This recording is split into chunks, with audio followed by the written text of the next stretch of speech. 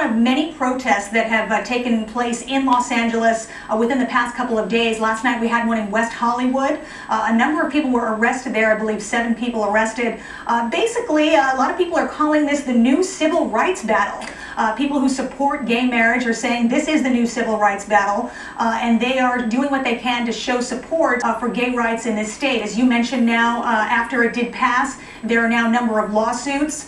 Counties of Los Angeles, Santa Clara, and San Francisco filing a lawsuit to the California Supreme Court asking them to take a look at this. So that's where it goes next. Now let me just mention quickly, the Mormon Church has had a response to this just coming out.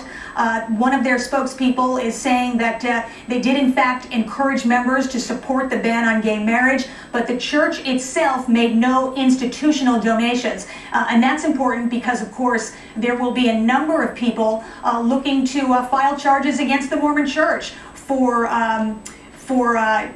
violating what is a ban on churches taking part in political campaigns. Trace? Vogel live for us in LA. Anita, thanks very much. I want to bring in Fox News' Kimberly Guilfoyle. She's a former prosecutor in San Francisco and Los Angeles. Kim, we both know California very well. Yes. It seems to me this proposition passed 52 to 48. The question becomes, what if you're already married, you're gay? Is this retroactive?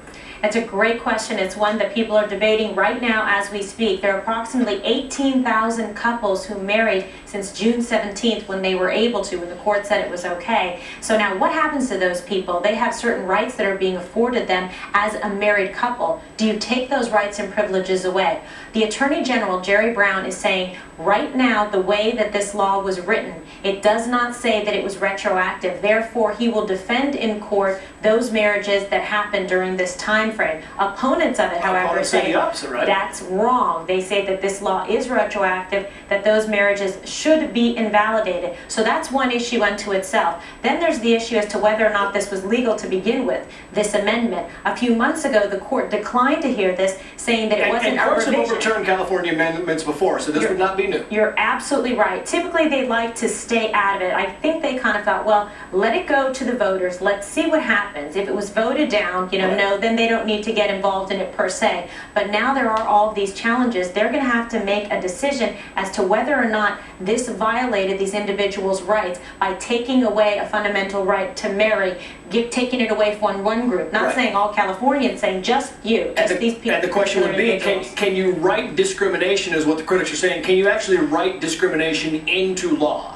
Right, that's what they're saying. The way that this is written is saying that you're allowing and writing discrimination into the Constitution of the state of California. That is inappropriate, and they're also saying the separate legal argument saying this is an equal protection issue, that this is a protected class, and that separate doesn't mean equal in this case. You can't so ban therefore just it's invalid on its face. You have to ban all marriages. You have to say nobody in California can get married. Right, you can't just say you people right over there, homosexuals can't get married. Is it like saying blonde people can't marry, brunette people? That, I mean, does it go that deep, or is that kind of a little bit? They just want Ken and Barbie, blondes and blondes. That's the whole thing. Is so what they're saying is, okay, only you can't get married. You can't do it. There's either a law across the board that affects everybody, or there's one that. And we know that's not going to happen. So, and guess what? They're not going to stop. They're very adamant about this issue. A lot of money spent on both sides.